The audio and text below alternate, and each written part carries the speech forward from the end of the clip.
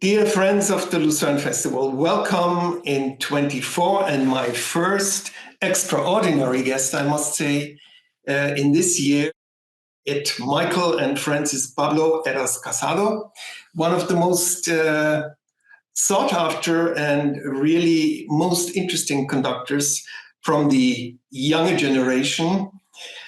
He's here because he will conduct the Lucerne Festival Orchestra on March 24 at our Spring Festival. But it is not the first time Pablo is coming to us here to the Lucerne Festival. It goes back quite a long time, the time when he was participating at the Lucerne Festival Academy, fiercely working together with the Academy participants and also Pierre Boulez, also taking part of Gruppen by Stockhausen. Pablo, how are your memories of the Lucerne Festival? Oh, hi, Michael. Well, Lucerne is to me, it really feels like home. It's like an alma mater. When whoever has been in a university or school, it's an alma mater. It was my last, a very important moment of apprenticeship, and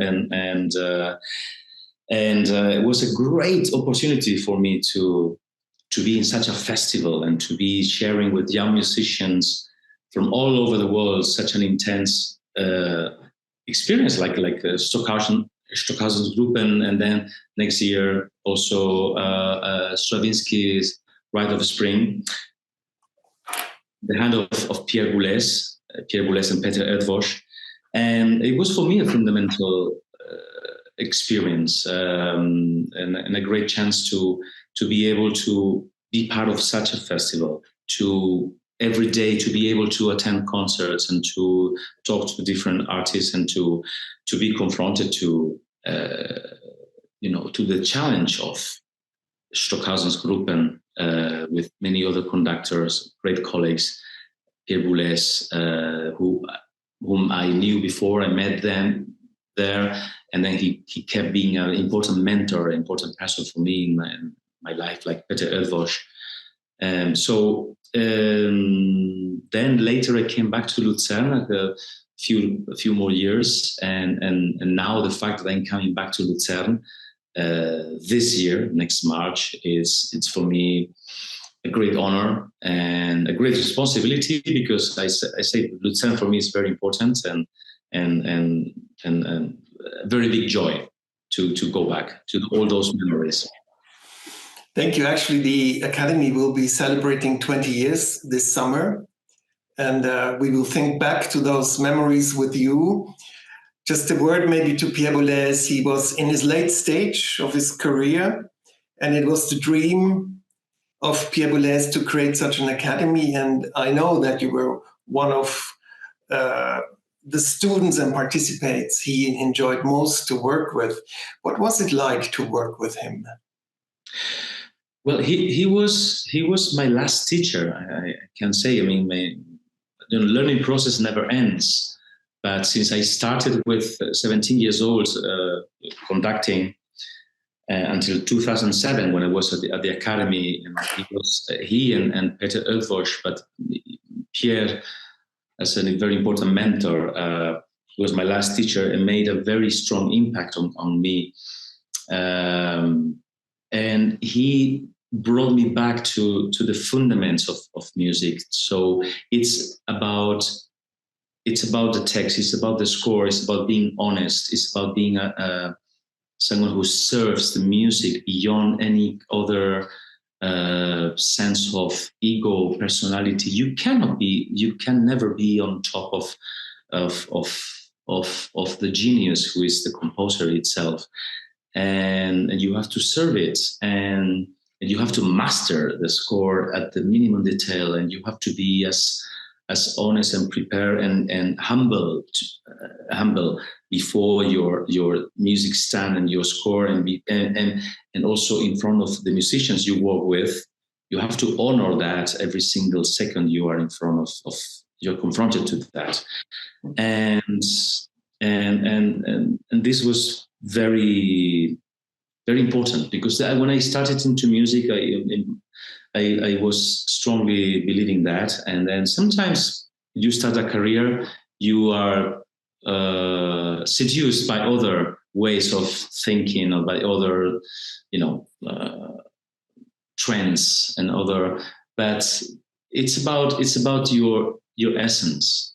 And he was very important in communicating and reassuring me into this. Then, after my, let's say, proper and formal studies in the academy, when I got the chance to assist him when he was conducting in Lucerne, and when he couldn't conduct anymore, and he asked me to take over for him, and he was accompanying me during the rehearsals and supporting. And this was a very strong lesson for me. That the fact that he was always supporting and caring about music independence. Aside from any kind of other aspect, it's the score is leading, and the music itself and the relation with the musicians, with the individual musicians, is the most transcendental and important thing. Then 2013, you came back to Lucerne with Beethoven 5, Fifth Symphony with the Mahler Chamber Orchestra. Maybe you remember. I remember. Mahler Chamber Orchestra, which is a part also of the Lucerne Festival Orchestra. And now this year in spring, in March, you will come back to conduct the Lucerne Festival Orchestra for the first time. And quite a moment, I think, both for the festival and probably also for you. I mean, it's a very special orchestra. You never quite know how it will end. And an orchestra that is always trying to look to the sky in whatever it does. And but I'm very excited that you're coming, and I think it should be a great performance with the Beethoven program, with the violin concerto, with the young violinist Lozakovic, and also, of course, the big Seventh Symphony, the A Major Symphony. What do you expect from the Lucerne Festival Orchestra? I mean, do you see it as a festival orchestra, or do you see it as something that's very special and maybe hard to tackle? Well, I'm overexcited about this, because in those years we've been talking about, and from 2017 to 2013, when I conducted the Mahler Chamber Orchestra in Beethoven 5. So around those summers, I got the huge opportunity to experience Lucerne Festival Orchestra in many concerts together with Claudio Abbado, and I was in many rehearsals and concerts, and for me was the perfect example of what an orchestra should be. I mean, this what you said very well. Look into the sky always, and seeing no boundaries, no limits, and musicians coming from all over the world, picked from the very best families, and put together with all the passion and excitement. And this is for me, this is heaven. I know Mahler Chamber Orchestra very well. It's been now 10, 12 years maybe of relation, of recording together. So that spirit, it's for me the ideal of what an orchestra should be. I got the experience last summer of experiencing a festival orchestra as well, like the Bayreuth Festspiel Orchestra, and having this kind of same spirit of looking for the very best. And now for me, it's I mean, I don't feel the pressure. I feel the endless opportunity to work with such an amazing musicians, and of course it's a big honor and a big responsibility. But I very much look forward to it. Among the conductors today, you are one of the very few covering the repertoire from Baroque, even earlier than Baroque, up to the contemporary period. You just created a sensation at Bayreuth with your Parsifal, which is not just something you do or anybody does, and especially in Bayreuth, there are a lot of histories about your predecessors with Parsifal. One of them, Pierre Boulez, I was there when he conducted the production by Schlingensief.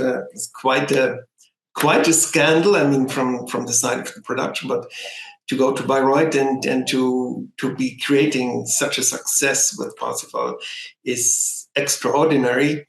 And extraordinary also about you, about your artistic personalities, the complete openness to the entire repertoire. There are very few conductors, artists who can really achieve that. How did you go about it? I mean, did you plan it, or was it just a natural development? And your curiosity, which, by the way, is the theme of our festival in the summer this year. I didn't know about your curiosity. Yeah, it is. But this has been the main reason of the main motto of my life. Curiosity, endless, and then after that, of course, if you want to feed that curiosity, and you have to create a ground space for that curiosity, you have to work and study and research a lot. So it's not an easy task, but everything, it was not a plan.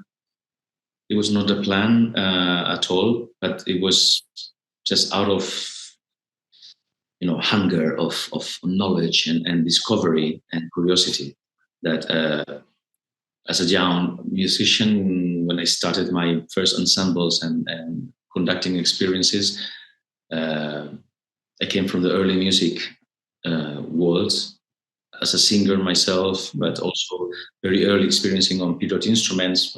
Since I founded my first ensemble, I was 17 years old. And how did you do that? How did that happen? Oh, this was very, Granada, where I come from, Granada in the south of Spain, it's a small town. So beautiful town. A beautiful town with a huge history and a fascinating cultural journey. I mean, Arabs and Jews and Christians but it's a house with it's a city without an opera house. Was at the orchestra started at the time. There was a small orchestra being created, so there's no tradition of classical music. But I founded it, just convincing friends that I had a project and some ideas, and doing everything by myself. I mean, like designing posters for the concerts, writing the program notes, and putting the posters in the streets everywhere, and talking to the church, convincing them we have a wonderful program of sacred music of Spanish polyphony from the 16th century, Victoria Guerrero Morales, and calling to the newspapers, and maybe you are interested in this. So being my own manager and my own PR and my own everything. Let's maybe focus in a little bit on the program in Lucerne in March. Daniel Lozakovic is one of the most promising young violinists. Is really coming up strongly. Have you worked with him? No, never. I've been following his career. He's an incredible career, and listening to his recordings. But it will be the first time when you proposed me to collaborate with him. I was very excited. And he will be performing the Violin Concerto by Ludwig van Beethoven, and then after the intermission, the dance visions of Ludwig van Beethoven with his 7th Symphony in A major. Probably a work you know very well and have done very often, but where do you see the crucial points in this symphony? Well, I mean, crucial points with Beethoven, Beethoven is bigger than life. It's bigger than everything. It's at every layer of the human, Beethoven being the most deeply human composer genius of all times, speaks directly to us, and having the human being like the center of the whole creation. And the 7th Symphony, of course, it's the is the biggest celebration that one could imagine about what we are, what we represent in life, and in the most extrovert and positive way. And of course, it's hard to match that, what is in the score, when you are an interpreter, and so it requires from you your whole heart and your whole body and your whole sensitivity to reflect what is in the score, and it's always a challenge. It's a piece that is bigger than anything what could imagine, but with an orchestra like the Lucerne Festival Orchestra, like we were talking before about that, when the players are just looking for in every performance, like to the most exciting experience that they could live. It's the opposite of routine. It's about experimenting. It's about going beyond any boundaries. And Beethoven's music, and especially the symphony, needs this kind of experience and attitude. So I've listened to this work many times since my young childhood up to today, and I believe I started out with Otto Klemperer, and the tempi were,